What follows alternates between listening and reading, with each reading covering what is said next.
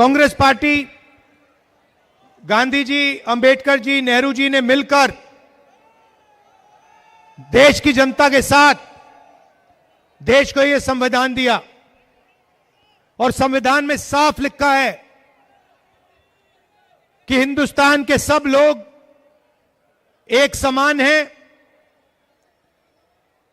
हर धर्म, हर जात, हर भाषा, हर व्यक्ति की रिस्पेक्ट होनी चाहिए, भाईचारा होना चाहिए। और पिछले 10 सालों में बीजेपी ने नफरत, हिंसा फैलाई है, भाई को भाई से लड़ाया है, हिंदू को मुसलमान से, ईसाई से, सिखों से, एक जात को दूसरी जात से, एक भाषा को दूसरी भाषा से। 4000 किलोमीटर कांग्रेस पार्टी चली, कन्याकुमारी से कश्मीर तक हम चले और एक ही लाइन थी, एक ही बात हमने बोली, नफरत के बाजार में मोहब्बत की दुकान खोलनी है। और हमने कहा कि नफरत से, हिंसा से यह देश आगे नहीं बढ़ सकता है। भाइयों और बहनों, आपने देखा होगा नरेंद्र मोदी जी, आरएसएस और बीजेपी के लोग हर टाइम आपके ध्यान को भटकाने की कोशिश करते हैं। कभी आपको कुछ बोलेंगे, कभी फिर और कुछ बोलेंगे, और जो आपकी समस्याएं हैं, आपके जो मुद्दे हैं, उसके बारे में ना बीजेपी बोलेगी, ना मोदी जी बोलेंगे, ना हमारे प्यारे मीडिया के मित्र बोलेंगे। आपने कभी देखा है, आपने मीडिया में अंबानी जी की शादी होते हुए देखी? वहां डांस गाना देखा? बॉलीवुड, क्रिकेटर सब देखे? 8-10 करोड़ रुपए की घड़ी देखी? मीडिया में सब आया। दिल्ली में जो गंदा पानी है, जो पोल्यूशन है, जो बेरोजगारी है, जो महंगाई है, उसके बारे में आपने मीडिया में कभी देखा है? कुछ नहीं दिखाते।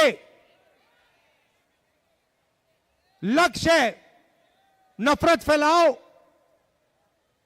लोगों के ध्यान को इधर उधर करो, और जो जनता का धन है, जो जीएसटी आपके जेब में से रोज निकाली जाती है, जो पैसा नोटबंदी करके आपके जेब से छीना गया, वो पैसा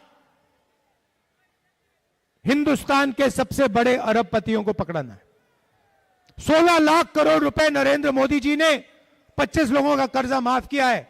मैं दिल्ली वालों से पूछना चाहता हूं, दिल्ली के व्यापारियों का, दिल्ली के स्टूडेंट्स का, दिल्ली के हाउसवाइफ्स का इन्होंने कितना कर्जा माफ किया है?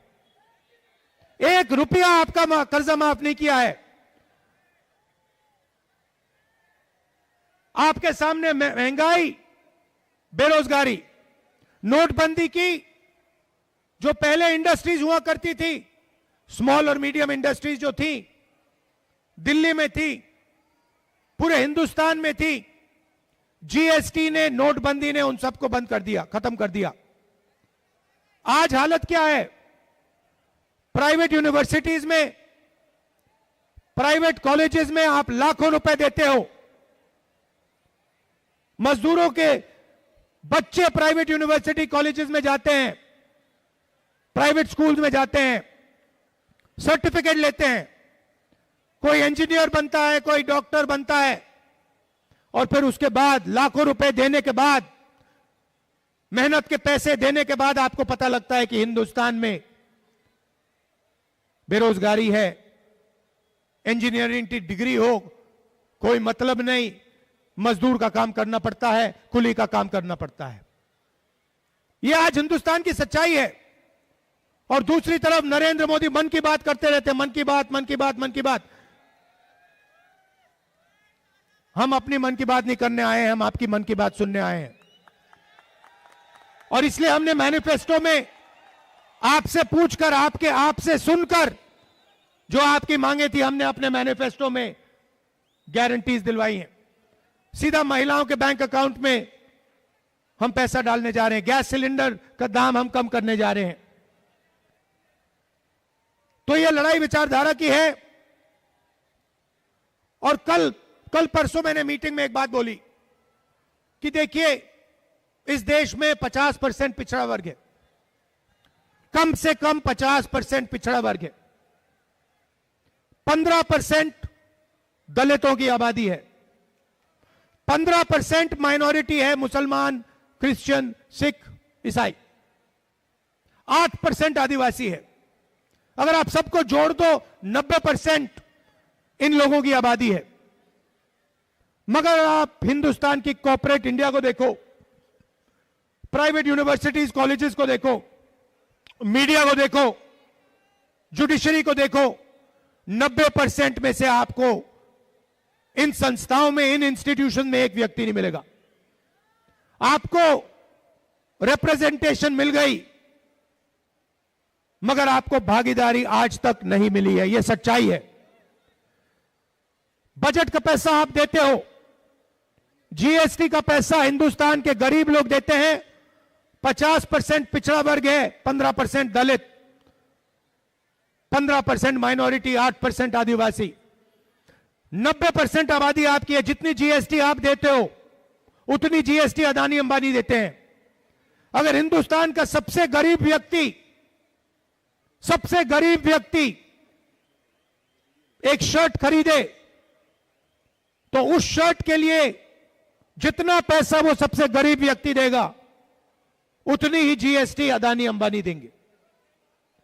यह बिल्कुल बेईमानी है। आप पैसा देते हो, आपका कर्जा कभी माफ नहीं होता, आपके जेब से पैसा निकलता है। मीडिया और नरेंद्र मोदी मिलकर अदानी जी के साथ, अंबानी जी के साथ आपका पैसा लेते हैं, छीनते हैं। भाई और बहनों, इस पैसे को 90 लोग बांटते हैं, आईएएस अफसर हैं। बजट का हर पैसा ये लोग बांटते हैं। कल आपको दिखेगा, फाइनेंस मिनिस्टर जाएंगी ब्रीफकेस लेकर, वहां पे फोटो आएगी, फोटो देखना। फोटो में आपको एक दलित नहीं दिखेगा, एक आदिवासी नहीं दिखेगा, एक पिछड़े वर्ग का व्यक्ति नहीं दिखेगा, एक माइनॉरिटी नहीं दिखेगा। 5-6% लोग सारा का सारा धन, सारे की सारी संस्थाओं को उठा के ले जा रहे हैं। 90 अफसर हैं जो कल बजट बनाएंगे, 90, और 90 में से 3 अफसर ओबीसी वर्ग के हैं। आपकी आबादी 50%, 90 में से 3 अफसर आपके। और कल बजट में अगर 100 रुपए बटेगा तो आपके अफसर सिर्फ 5 रुपए का निर्णय लेंगे। दलितों की 15% आबादी है, 90 में से 1 अफसर उनका।